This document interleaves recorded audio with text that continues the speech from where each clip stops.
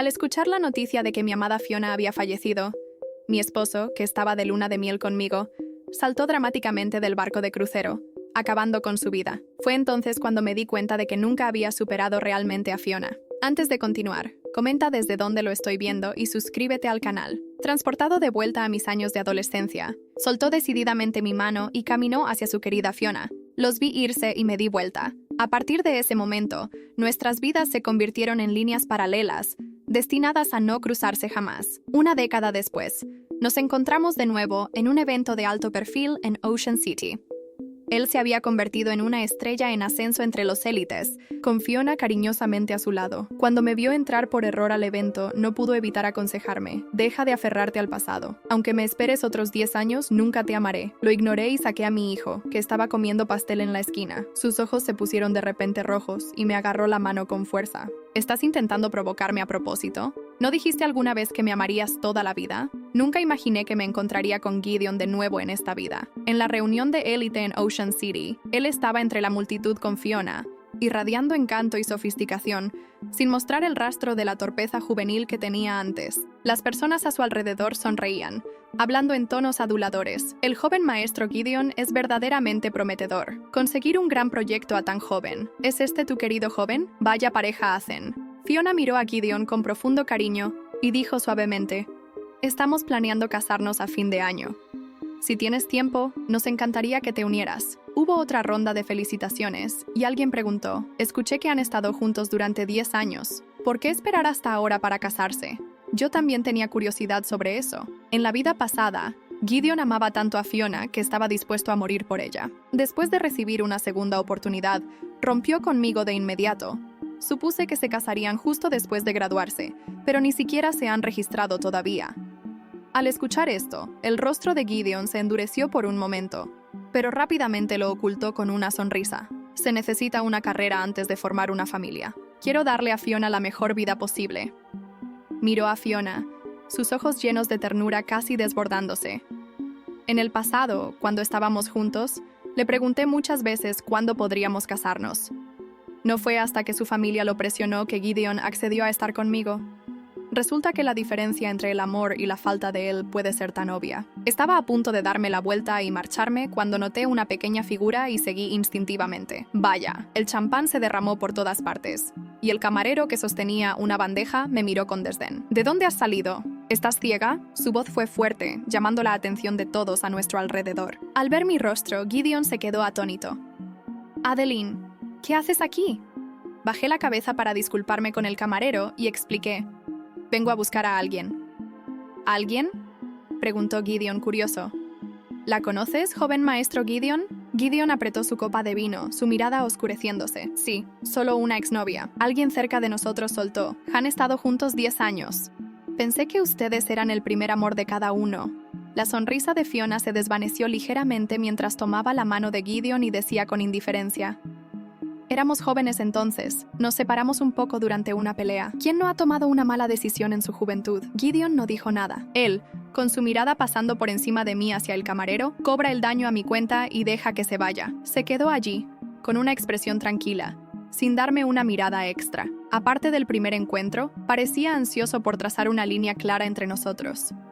Frente a Fiona, el camarero rápidamente me echó: el joven maestro Gideon está siendo amable al limpiar tu desastre, pero no habrá una próxima vez. Me miró con desdén, observando mis pijamas arrugadas. Este no es un lugar para ti. Apúrate y vete.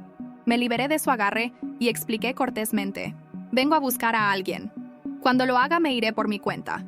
El camarero se burló, mirando los ojos. He visto a muchos como tú intentando escalar. ¿Tienes las cualificaciones para estar aquí? Si sigues rondando, llamaré a seguridad. Espera, dijo la voz de Gideon desde atrás. Suspiró al mirarme, con una mirada indefensa. Ella está aquí para verme. Déjenme hablar con ella. Fiona, parada junto a él, dejó claro quién mandaba, rodeando su hombro con los brazos. Adeline, Gideon y yo estamos a punto de casarnos. Cualquier persona con un mínimo de respeto no iría buscando a un ex. En ese momento, el rostro de Gideon se oscureció ligeramente y no pudo evitar aconsejarme: deja de aferrarte al pasado. Aunque me esperes otros 10 años, no te amaré.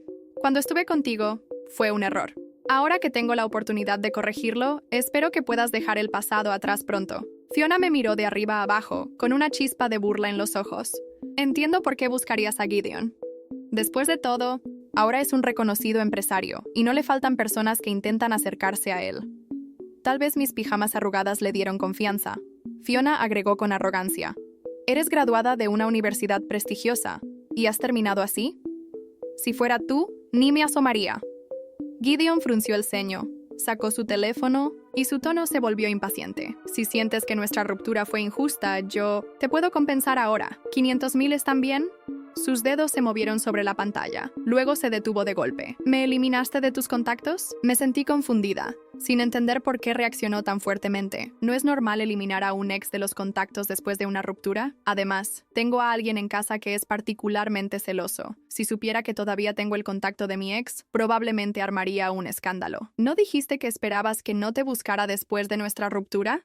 El rostro de Gideon se volvió frío, como si quisiera decir algo, pero se contuvo. Hablé con calma, añadiendo, no necesito la compensación por la ruptura. Después de enfrentar tanto fracaso tras fracaso, el rostro de Gideon se oscureció aún más, y habló en tono frío. ¿Qué estás pretendiendo? Si no fuera por tu mala suerte actual, ni siquiera me molestaría en hablar contigo. Fiona rápidamente lo calmó con una voz suave. Bueno, es graduada de una universidad prestigiosa. Viendo su estado miserable, consideremos que le estamos ayudando. Oh, Fiona, todavía eres tan amable. ¿Por qué perder el tiempo con una mujer como ella? Mira su estado patético. Solo lárgate. Su tono fue desdeñoso, como si olvidara que hace 10 años él estaba en una situación peor que la mía en la vida anterior. La familia de Gideon no estaba de acuerdo con que él estuviera con Fiona porque ella era una mujer dudosa que prefería tomar atajos. Al escuchar la noticia de que mi amada Fiona había fallecido, mi esposo, que estaba de luna de miel conmigo, saltó dramáticamente del barco de crucero, acabando con su vida. Fue entonces cuando me di cuenta de que nunca había superado realmente a Fiona. Esa pesadilla me despertó la mañana de mi boda. Me senté en la cama con el corazón acelerado, respirando agitadamente mientras intentaba calmarme. Un sueño. Solo fue un sueño, pero el sabor amargo que dejó en mi boca no se disipaba. Me levanté despacio, mirando el vestido blanco que colgaba frente a mí. En 5 horas sería la esposa de Alejandro Montero, el hombre que supuestamente me amaba con locura. El reloj marcaba las 9 de la mañana cuando mi teléfono vibró sobre la mesita de noche. Lo tomé esperando ver un mensaje de Alejandro, pero era de un número desconocido. Antes de cometer el error de tu vida, deberías ver esto. Adjunto venía un video. Mi mano tembló cuando presioné play. La imagen temblorosa mostró un pasillo del hotel donde nos alojábamos para la boda. Alguien caminaba sigilosamente hacia una de las habitaciones. La puerta se entreabrió y la cámara captó lo que jamás imaginé ver. Alejandro, mi prometido, besando apasionadamente a Daniela, mi mejor amiga desde la universidad. Mi estómago se retorció cuando vi sus manos recorriendo el cuerpo de ella. Escuché sus risas y susurros que parecían burlarse de mí. Elena nunca lo sabrá, decía él mientras desabrochaba la blusa de Daniela. ¿Siempre ha sido tan ingenua? Lo ha sido toda su vida, respondió Daniela con una risa cómplice. ¿Cuánto tiempo llevamos haciendo esto? ¿2 años? Desde antes que le propusiera matrimonio, confesó Alejandro. El video terminaba ahí, pero era suficiente. El teléfono resbaló de mis manos mientras sentía que cada parte de mi cuerpo se entumecía. 2 años, antes de la propuesta, cada beso, cada promesa, cada plan para nuestro futuro, todo había sido una mentira.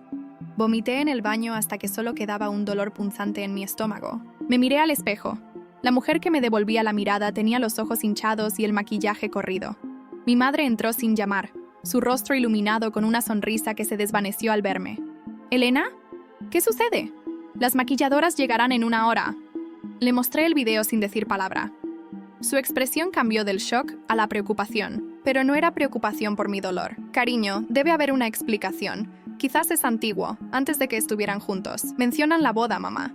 Está fechado de anoche. Mi madre se sentó en la cama, sus dedos tamborileando nerviosamente sobre su rodilla. Elena, ya todo está organizado. 300 invitados, la recepción más exclusiva de la ciudad, las familias más importantes estarán ahí. No podemos cancelar ahora. La miré incrédula. ¿Me estás pidiendo que me case con un hombre que me ha estado engañando con mi mejor amiga? Te estoy pidiendo que seas práctica. Los escándalos destruyen reputaciones. La imagen de nuestra familia, no escuché más. Tomé el teléfono y marqué el número de Alejandro. Contestó al tercer tono. su voz adormilada y feliz. «Buenos días, mi amor. ¿Ansiosa por convertirte en la señora Montero? ¿Dónde estás?», pregunté con una calma que no sentía. «En mi habitación con los chicos. Anoche tuvimos una pequeña despedida de soltero». «¿Con Daniela también?». Silencio. Un silencio que lo confesaba todo. «Elena, no sé qué crees que... Te veo en la iglesia, Alejandro. A las 2 en punto». Colgué antes de que pudiera responder. Mi madre me miraba con los ojos muy abiertos. «¿Qué vas a hacer?». «Exactamente lo que se espera de mí. Ir a mi boda». Las siguientes horas pasaron como en un sueño febril. Me dejé peinar, maquillar y vestir como una muñeca. Mi madre revoloteaba a mi alrededor, aliviada de que hubiera entrado en razón. Mi padre, cuando vino a buscarme, comentó lo hermosa que me veía, sin notar que mis ojos estaban muertos. La catedral estaba repleta. Rostros sonrientes giraron hacia mí cuando la marcha nupcial comenzó a sonar. Alejandro esperaba en el altar, apuesto con su traje negro, su sonrisa confiada tambaleándose ligeramente al ver mi expresión. A su lado, Daniela como mi dama de honor principal, vestida de rosa pálido, sus ojos evitando los míos. Mi padre me entregó a Alejandro con un apretón de manos que simbolizaba la unión de dos familias poderosas. El sacerdote comenzó la ceremonia, su voz resonando en la enorme catedral. Cuando llegó el momento de los votos, Alejandro tomó mis manos entre las suyas. Yo, «Alejandro, te tomo a ti, Elena». Lo interrumpí, liberando mis manos. Me giré para enfrentar a los invitados y hablé con voz clara y firme. «No habrá boda hoy». Un murmullo recorrió la iglesia. Alejandro intentó tomarme del brazo.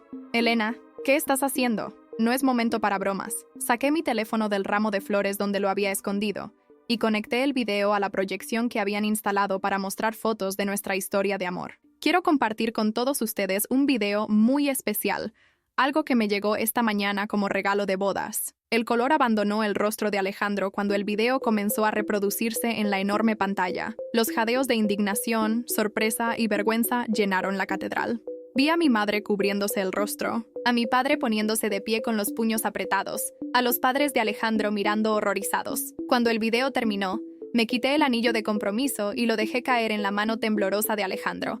La boda está cancelada, y nuestra relación también. Daniela intentó acercarse, lágrimas falsas corriendo por sus mejillas. «Elena, ¿puedo explicarlo?». «No hay nada que explicar». 2 años, Daniela. 2 años traicionándome con el hombre que decías era perfecto para mí. El hombre que tú misma me presentaste. La revelación provocó más murmullos. Ahora todos entendían que Daniela había sido quien nos había presentado, quien había organizado nuestro primer encuentro, quien había estado detrás de cada paso de nuestra relación. Lo planearon todo desde el principio, ¿verdad? ¿Qué era yo para ustedes? ¿Un chiste? ¿Una distracción? No es lo que piensas. Alejandro finalmente recuperó la voz. Nosotros cometimos un error. Te amo a ti, Elena. No, Alejandro. Nunca me amaste. Y hoy entendí que yo tampoco te amo a ti. Me giré para marcharme, pero Alejandro me agarró del brazo con fuerza. «No puedes hacerme esto.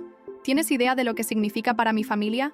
¿Para mis negocios? Suéltame». Mi voz era hielo puro. «O el video no será lo único que comparta hoy». Me soltó como si mi piel quemara. Caminé por el pasillo central con la cabeza en alto, ignorando los murmullos y miradas. Fuera de la catedral, me quité los zapatos de tacón y caminé descalza hasta el taxi que había pedido esperar. «¿A dónde, señorita?», preguntó el conductor, tratando de no mirar fijamente mi vestido de novia. «Al aeropuerto. Me voy de esta ciudad».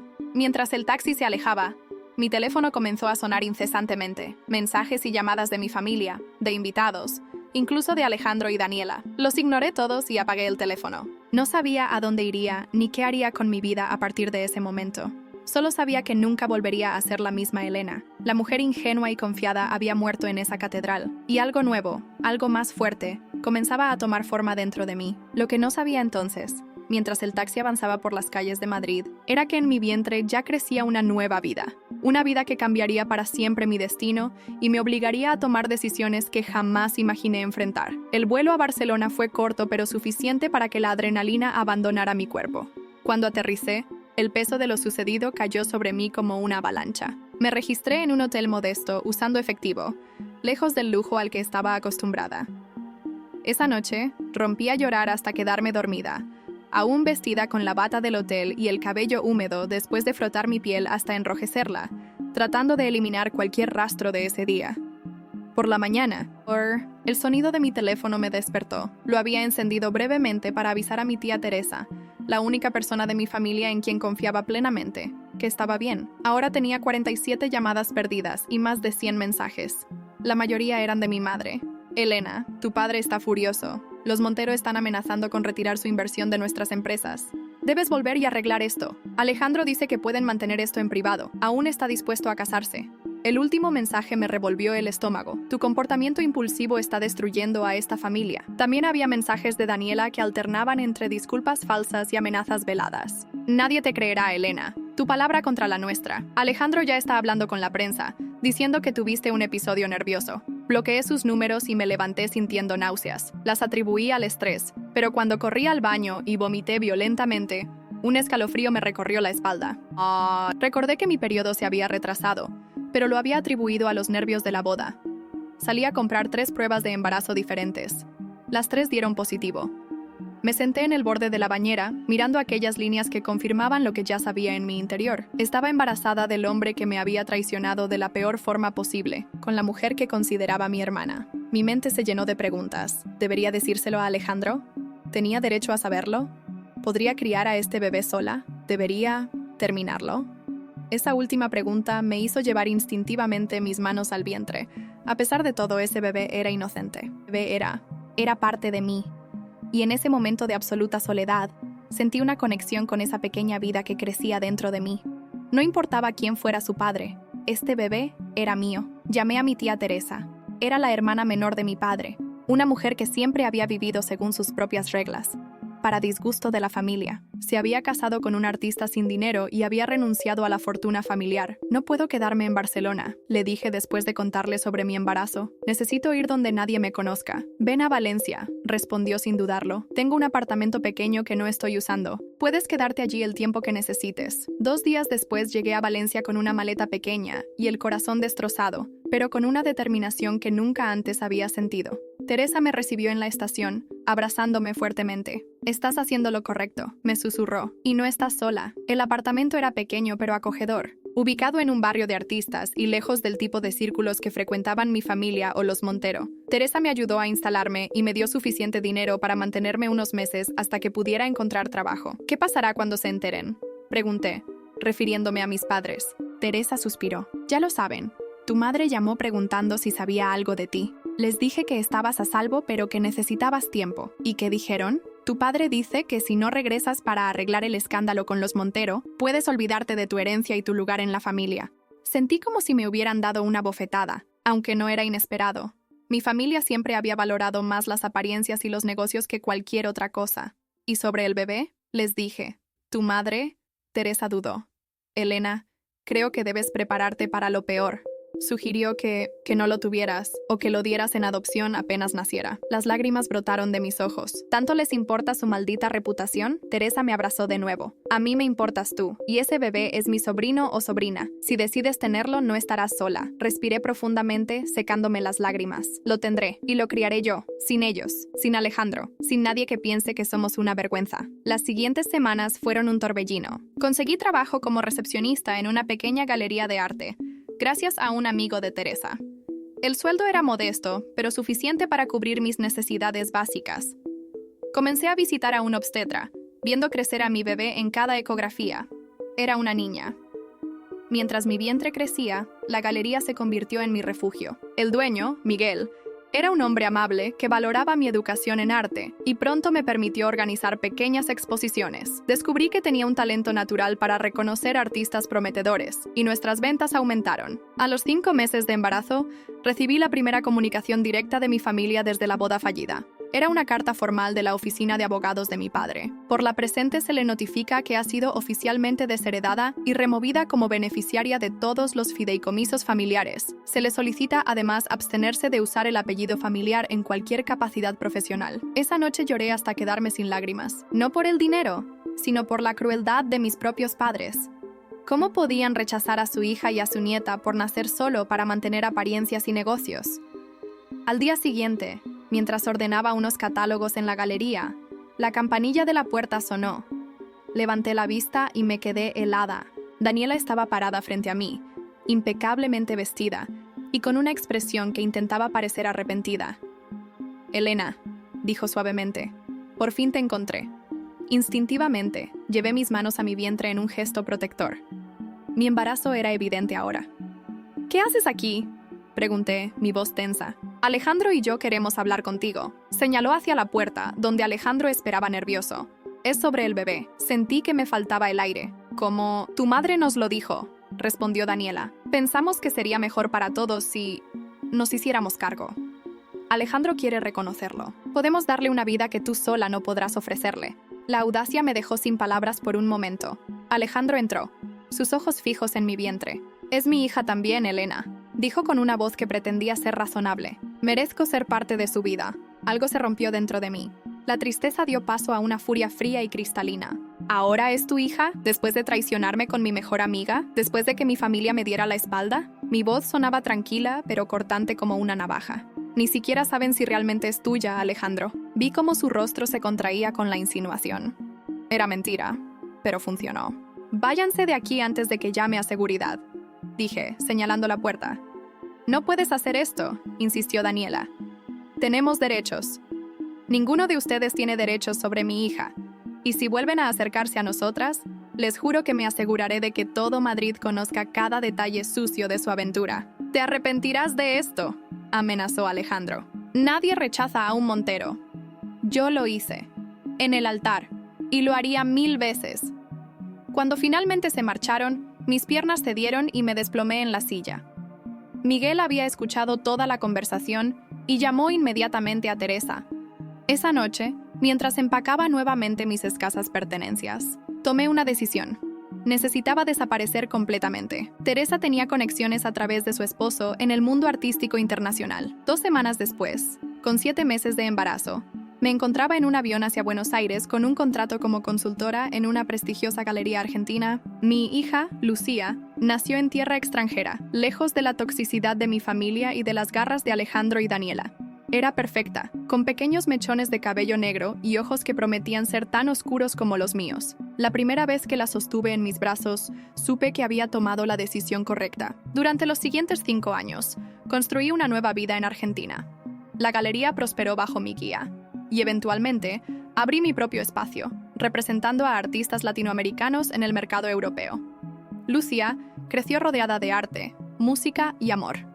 Era inteligente, curiosa y tenía un espíritu libre que me recordaba a Teresa. De España solo recibía noticias ocasionales a través de mi tía.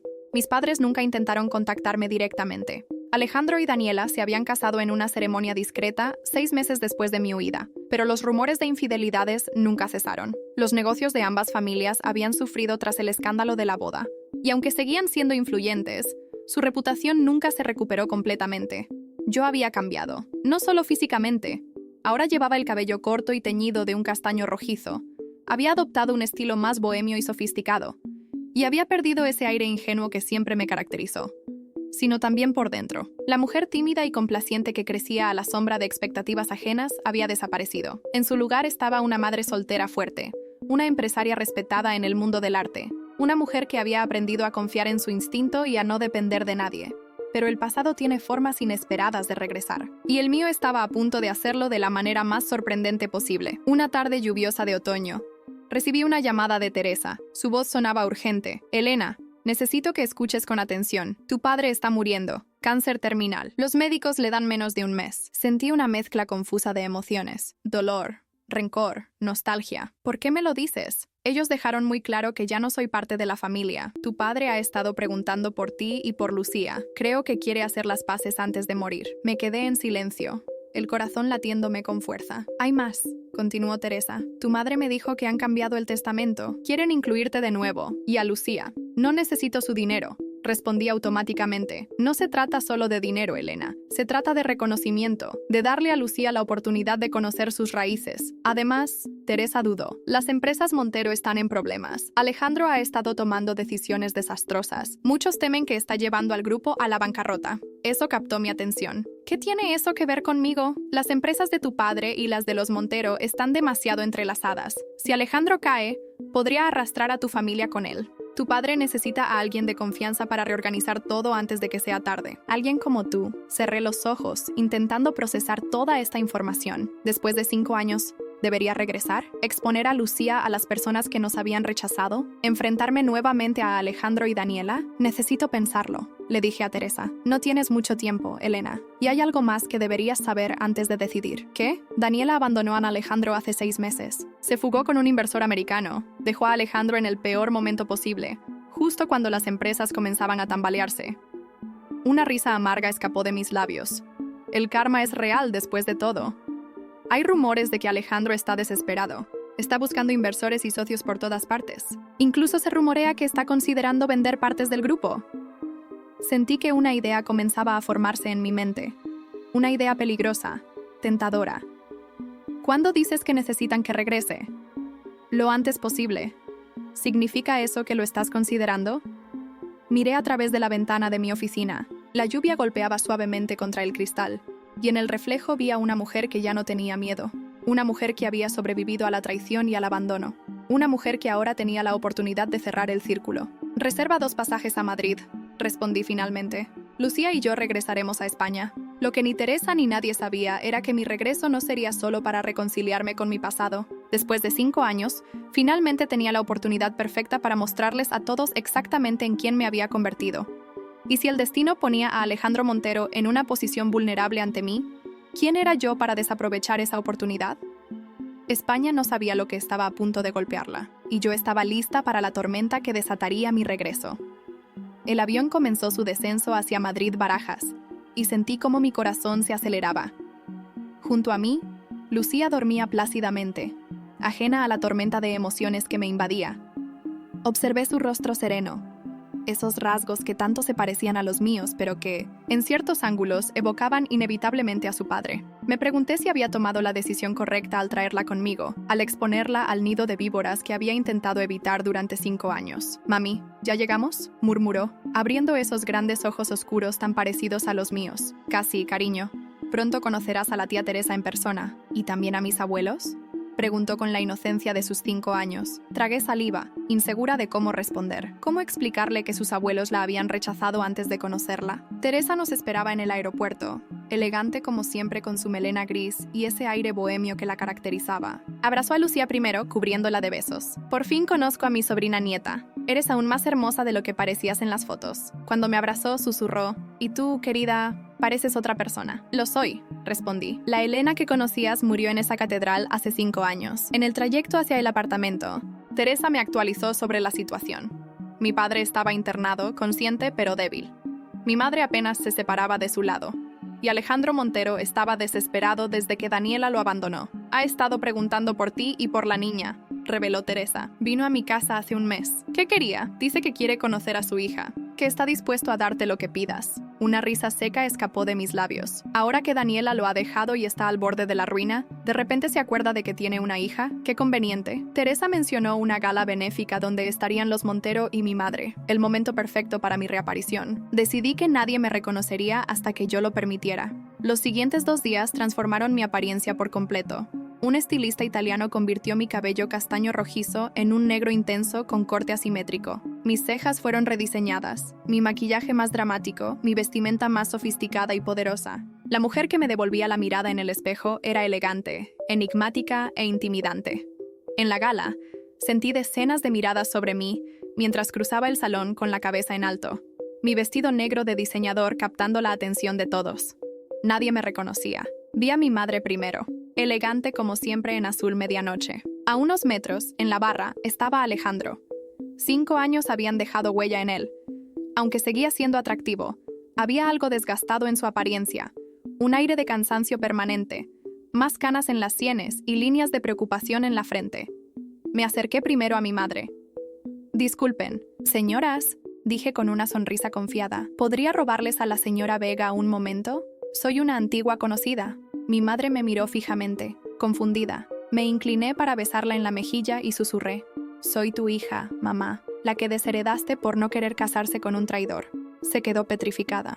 «¿Elena?», susurró apenas audible. «La misma, aunque ahora uso Elena Valdez profesionalmente. El apellido familiar, como recordarás, me fue prohibido». Luego me dirigí hacia Alejandro, que seguía absorto en su conversación, ajeno a mi presencia. Me coloqué a su lado y pedí un whisky al barman. Se giró hacia mí, recorriéndome con la mirada apreciativa, sin reconocerme. No recuerdo haberte visto antes en estos eventos. Es porque nunca he estado en uno, respondí sosteniendo su mirada. Al menos no en mucho tiempo. ¿Nos conocemos? Tomé un sorbo de mi whisky, saboreando el momento. Podría decirse que en otra vida. Eres enigmática, sonrió, activando ese encanto natural. Alejandro Montero, se presentó, extendiendo su mano. Lo sé, respondí sin tomarla. Todo Madrid conoce al gran Alejandro Montero, aunque últimamente los rumores no son muy favorables, ¿verdad? Su sonrisa vaciló. Y tú eres alguien que te conoce mejor de lo que crees. Tan bien que sé exactamente lo que dijiste la noche antes de nuestra boda, mientras estabas en la cama con mi mejor amiga. El color abandonó su rostro. Sus ojos se agrandaron, examinando mis facciones con nueva atención. ¿Elena? Su voz era apenas un susurro. ¡Sorpresa!, dije con una sonrisa fría. La vida da muchas vueltas, ¿no crees? La conversación que siguió fue tensa. Alejandro suplicó verme en privado, conocer a su hija, explicarse. Fingí aceptar encontrarlo en su habitación de hotel, pero nunca fui. De vuelta en el apartamento, Teresa me esperaba. ¿Cómo fue? Exactamente como esperaba. Como Alejandro no me reconoció hasta que se lo dije. Debiste ver su cara. ¿Y ahora qué? Ahora espero. Me senté junto a ella. ¿Cómo está Lucía? Dormida como un ángel. Es una niña maravillosa, Elena. Lo es. Sentí una punzada de culpa. ¿Crees que estoy haciendo lo correcto? ¿Volviendo a este mundo? ¿Exponiéndola a todo esto? Creo que estás protegiendo lo que es tuyo y dándole a Lucía la oportunidad de conocer sus raíces. A la mañana siguiente, le anuncié a Lucía que visitaríamos a su abuelo en el hospital. Y después, dudé. Después quizás conozcas a alguien más. Alguien que ha querido verte desde hace mucho tiempo. ¿Quién? Respiré hondo. Tu padre. Sus ojos se agrandaron. ¿Por qué nunca ha estado con nosotras? Es complicado mi vida. A veces los adultos cometemos errores, grandes errores, y luego es difícil arreglarlos. ¿Y él quiere verme ahora? Sí, dice que quiere conocerte. Está bien, pero solo si tú estás conmigo, siempre. Mi vida, siempre estaré contigo. Mientras nos preparábamos, Alejandro llamó, suplicando verme. Estoy dispuesto a lo que sea, lo que pidas, solo quiero conocer a mi hija. También reveló algo sorprendente. Daniela lo había abandonado porque descubrió que el bebé que perdió años atrás posiblemente no era suyo, sino del americano con quien ahora estaba. Con Lucía de la mano, salí del apartamento hacia el hospital, sabiendo que mi regreso a Madrid había puesto en movimiento una serie de eventos que cambiarían nuestras vidas para siempre. El Hospital Privado San Rafael era un edificio elegante y discreto, frecuentado por la élite madrileña. Mientras caminábamos por sus pasillos, mi mano sujetaba firmemente la de Lucía, quien llevaba un pequeño ramo de flores que había insistido en comprar con su propio dinero. ¿Mi abuelo se pondrá mejor?, preguntó mientras esperábamos el ascensor. No lo sé, cariño. Está muy enfermo. En el pasillo, vi a mi madre hablando con un médico.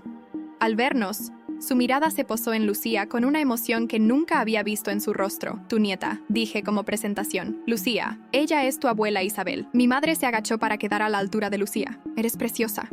Te pareces tanto a tu madre cuando tenía tu edad. Mi padre había sido siempre una figura imponente. El hombre que encontré en esa cama de hospital era una sombra, delgado, pálido, conectado a máquinas que monitoreaban su frágil existencia. Elena, susurró, has vuelto. Y no vine sola. Hice un gesto hacia Lucía. Hay alguien que quiere conocerte. Mi nieta, dijo con voz quebrada. Elena, es idéntica a ti. Mientras mi madre llevaba a Lucía a la cafetería, mi padre me miró con arrepentimiento. Te he fallado, a ti y a esa niña preciosa. Sí, respondí sin rodeos. Lo hiciste, no tengo excusas. Solo puedo pedirte perdón. Tomó mi mano y continuó. Elena, hay algo que debes saber. Los Montero están al borde de la quiebra, pero no solo por la mala gestión de Alejandro. Su padre ha estado lavando dinero durante años. ¿Cómo sabes todo esto? Porque nuestras empresas están demasiado conectadas. Si ellos caen, nosotros también. Por eso quería verte. Necesitamos a alguien de confianza para reorganizar nuestras empresas antes de que sea tarde. Me quieres como salvadora de las empresas familiares. Te quiero como mi hija y heredera, corrigió, como debió ser siempre. De regreso al apartamento, recibí un mensaje de un abogado de Alejandro solicitando un encuentro. Poco después, el timbre sonó. Era Miguel Fernández quien me entregó un sobre. Un acuerdo de manutención retroactiva y propuesta de custodia compartida para la menor Lucía Valdés. Dígale a su cliente que puede ahorrarse el papel. No estoy interesada. Entiendo su reticencia, pero le sugiero que al menos lea la propuesta. Es extremadamente generosa. Después de que se marchó, abrí el sobre. La propuesta incluía una cantidad exorbitante de manutención retroactiva, un fideicomiso educativo para Lucía y un acuerdo de custodia que me daba completo control. Lo más sorprendente fue la carta manuscrita de Alejandro. No espero tu perdón. Lo que te hice fue imperdonable. Solo pido la oportunidad de conocer a mi hija, en tus términos. He pasado 5 años arrepintiéndome de haberte perdido a ti y a ella. Decidí llamar al abogado y aceptar un encuentro en el Parque del Retiro al día siguiente. Esa noche, mientras acostaba a Lucía, le expliqué que conocería a su padre. ¿Voy a conocer a mi papá?, preguntó con ojos curiosos. ¿Y si no le gusto? Eso es imposible, aseguré. Eres la niña más maravillosa del mundo. ¿Por qué nunca me hablaste de papá antes? A veces los adultos cometemos errores y nos lastimamos.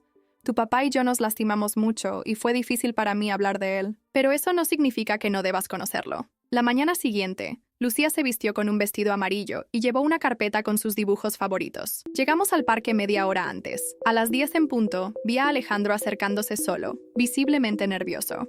Cuando vio a Lucía, su rostro mostró una expresión imposible de fingir. Asombro y amor instantáneo. Se arrodilló frente a ella. «Hola, Lucía. Soy Alejandro. Tu papá. ¿Te pareces a mí?», observó Lucía. «Sí, nos parecemos mucho. Tienes mis ojos, pero el pelo es como el de mami». Lucía le mostró sus dibujos, y durante media hora observé cómo Alejandro escuchaba atentamente cada palabra de nuestra hija. Cuando Lucía fue a comprar un helado, quedamos solos. «Es increíble», dijo.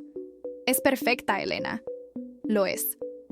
Gracias por permitirme conocerla, y gracias por haberla criado tan bien a pesar de todo. No lo hice por ti, lo hice por ella». «Lo sé». Hizo una pausa. «Elena, hay tanto que necesito explicarte».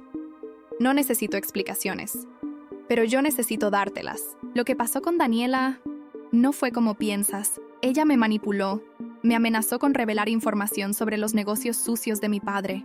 No pude evitar recordar las palabras de mi propio padre sobre los Montero. ¿Por qué debería creerte ahora? No espero que lo hagas. Solo te pido que me des la oportunidad de demostrarlo con acciones». Después de un rato, decidí que era suficiente para el primer encuentro. Alejandro se despidió de Lucía con la promesa de verse pronto. «Es simpático», comentó Lucía mientras nos alejábamos. «¿Podemos verlo mañana otra vez?» «No mañana, cariño, pero pronto». De regreso al apartamento, recibí una llamada de Teresa. Su voz sonaba tensa. «Elena, Alejandro ha contratado a investigadores privados para averiguar todo sobre tu vida en Argentina. Después de nuestro encuentro de hoy, después de mostrarme arrepentimiento, no. Según mi fuente, los contrató hace 2 semanas, en cuanto supo que estabas regresando a Madrid». La noticia me dejó helada. Mientras observaba a Lucía jugar, ajena a las intrigas adultas, recibí un mensaje de Alejandro agradeciendo el encuentro y pidiendo vernos a solas. No respondí. En lugar de eso, llamé al abogado que mi padre había mencionado. «Señor Morales, soy Elena Valdés. Mi padre mencionó que usted tiene instrucciones específicas respecto a mi reincorporación a las empresas familiares». «Así es. ¿Está lista para asumir su posición como heredera?» «Más que lista. Y necesito acceso a toda la información sobre nuestras conexiones con el Grupo Montero.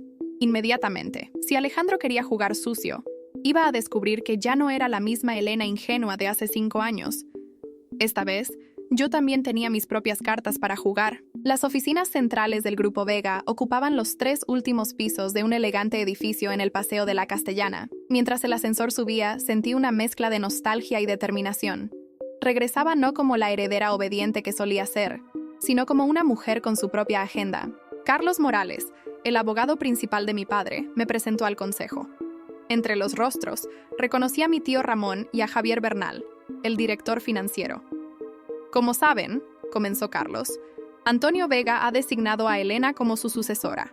A partir de hoy, tendrá acceso ilimitado a toda la información corporativa». «Sin ofender», intervino mi tío, «pero has estado ausente 5 años. La situación actual es delicada. Por eso estoy aquí», respondí, «para entender exactamente cuán delicada es, especialmente respecto a nuestras conexiones con el Grupo Montero». Un silencio incómodo invadió la sala. Javier explicó: «Tenemos inversiones conjuntas significativas. Si ellos se hunden, nosotros también», completé. «Lo que quiero saber es si estamos implicados en las actividades ilegales de Antonio Montero». «Tu padre siempre ha mantenido la legalidad», aseguró Javier. Sin embargo, hay áreas grises en algunos tratos con los Montero. ¿Qué tan grises? Lo suficiente para preocuparnos si hubiera una investigación exhaustiva. Tras revisar documentos durante horas, comprendí que la situación era grave. No solo estábamos entrelazados con un grupo al borde de la quiebra, sino que había operaciones diseñadas para ocultar el origen de ciertos fondos. Necesito hablar con Alejandro Montero, anuncié. Al salir, mi tío me advirtió. Ten cuidado, estás removiendo cosas que llevan años enterradas. Recogí a Lucía de casa de Teresa y fuimos al hospital. Mi padre estaba más débil. ¿Cómo fue la reunión? Preguntó cuando Lucía salió con mi madre. Estamos peor de lo que pensaba. Lo sé. Elena, hay algo más. Antonio Montero me chantajeó durante años con el escándalo de tu boda. Por eso no pude apoyarte entonces. ¿Me estás diciendo que elegiste los negocios sobre tu propia hija? Fue el peor error de mi vida. Esta revelación me dejó aturdida. Mi padre había cedido al chantaje, y ahora yo debía arreglar ese desastre. Más tarde, recibí una llamada de Alejandro. Acordamos reunirnos en el Museo Thyssen al día siguiente, sin Lucía. En la cafetería del museo, Alejandro confirmó mis sospechas. Mi padre ha estado usando nuestras empresas conjuntas para lavar dinero. Lo descubrí hace apenas un año y he intentado limpiar las operaciones. ¿Por qué debería ayudarte? Pregunté. Porque también estás protegiendo a tu familia. Y porque una vez me amaste. Quiero creer que esa persona que vio algo bueno en mí no estaba completamente equivocada. Sus palabras me afectaron más de lo esperado. Acordamos compartir información para encontrar una solución que protegiera a ambas empresas.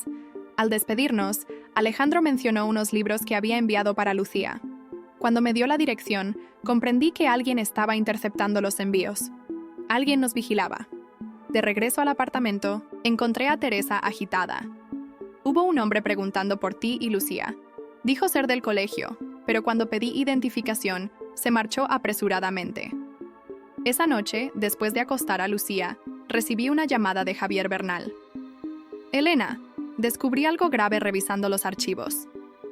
Antonio Montero no solo chantajeó a tu padre. Hay evidencia de que Daniela trabajaba para él desde el principio. Todo fue planeado. Tu relación con Alejandro, la traición, incluso el escándalo de la boda. ¿Por qué harían algo así? Para control. Con el escándalo, Antonio obtuvo poder sobre tu padre.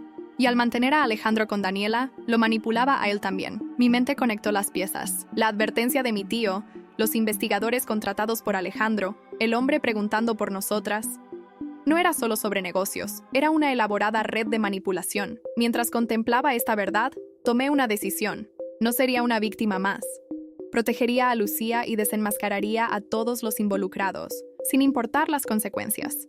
Lo que no sabía era que Antonio Montero ya había puesto en marcha su próximo movimiento, uno que cambiaría nuestras vidas para siempre. El amanecer apenas teñía el cielo de Madrid cuando tomé mi decisión final. Después de una noche sin dormir, contemplando las revelaciones de Javier Bernal, sabía que no había vuelta atrás. La manipulación, las mentiras, los engaños, todo había sido un elaborado juego de ajedrez donde Lucía y yo éramos simples peones, pero ya no más. Con Lucía aún dormida, llamé a Teresa y le pedí que viniera urgentemente. Preparé 2 maletas con lo esencial, documentos y los juguetes favoritos de mi hija. El plan era simple: enviar a Lucía con Teresa a un lugar seguro mientras yo enfrentaba la situación. ¿Vamos de aventura, mami?, preguntó Lucía al despertar. Sí, mi amor. Tú irás con la tía Teresa unos días y yo te alcanzaré pronto. Después de un emotivo abrazo, las vi partir. Una vez sola, llamé a Alejandro. Necesitamos hablar. Es sobre tu padre. Sé lo que hizo. Todo. Alejandro llegó rápidamente. Le expliqué que Antonio había orquestado nuestra separación utilizando a Daniela. Todo para obtener control sobre nuestras familias. Lo sospechaba, confesó. Por eso contraté investigadores. No para espiarte, sino para buscar pruebas contra mi padre. Le entregué los documentos que Javier me había proporcionado. Pagos a Daniela, correos electrónicos, grabaciones. Evidencia suficiente para llevar a Antonio ante la justicia. Le propuse un plan: presentar todas las pruebas a ambos consejos directivos simultáneamente, forzar la dimisión de Antonio y anunciar una reestructuración liderada por nosotros. ¿Por qué me ayudas después de todo?, preguntó. No lo hago por ti. Lo hago por Lucía, por mi padre, y porque estoy cansada de ser una víctima. Esa tarde, enfrentamos a ambos consejos y a Antonio Montero. Presentamos metódicamente todas las pruebas de sus negocios ilícitos, el chantaje y la manipulación personal. Propongo la dimisión inmediata de Antonio Montero. declaró mi tío Ramón después de oír todo. La votación fue unánime. Antonio, derrotado, nos amenazó al salir, pero ya no tenía poder sobre nosotros. Las semanas siguientes fueron intensas. Trabajamos para establecer la nueva estructura corporativa, salvando lo que podíamos de ambos grupos. Antonio desapareció, posiblemente a un país sin extradición. Mi padre vivió lo suficiente para ver el renacimiento de la empresa bajo mi liderazgo. Encontramos una reconciliación que pensé imposible antes de su muerte. Con Alejandro desarrollamos una coparentalidad funcional. Cada semana, Lucía pasaba tiempo con su padre, construyendo la relación que les había sido robada. Un año después, Alejandro y yo nos encontramos en el mismo parque donde Lucía lo había conocido. Nunca imaginé que terminaríamos así, comentó mientras observábamos a nuestra hija jugar. Como socios de negocios que no se odian totalmente, bromeé. Como dos personas que sobrevivieron a una tormenta y encontraron algo valioso en los escombros. ¿Crees que alguna vez podrías...? Dejó la pregunta incompleta. No lo sé, Alejandro, respondí con honestidad. Hemos recorrido un largo camino, pero algunas heridas dejan cicatrices permanentes. Lo entiendo. Por ahora, me conformo con ser parte de tu vida y la de Lucía, de la manera que decidas. Mientras Lucía corría hacia nosotros, comprendí que el verdadero equilibrio no consistía en olvidar el pasado, sino en aprender de él para construir algo nuevo y más fuerte. «Mami, papá, ¿podemos ir por helado?», preguntó con su sonrisa irresistible. Alejandro me miró, esperando mi respuesta. «Sí», respondí, mirándolos a ambos. «Creo que es un buen momento para un helado». Y mientras caminábamos juntos bajo el sol de Madrid, comprendí que a veces las segundas oportunidades no se parecen en nada a lo que imaginamos. Son más complejas, más desafiantes y, paradójicamente, más satisfactorias. El precio del silencio había sido alto, pero el valor de la verdad era infinitamente mayor.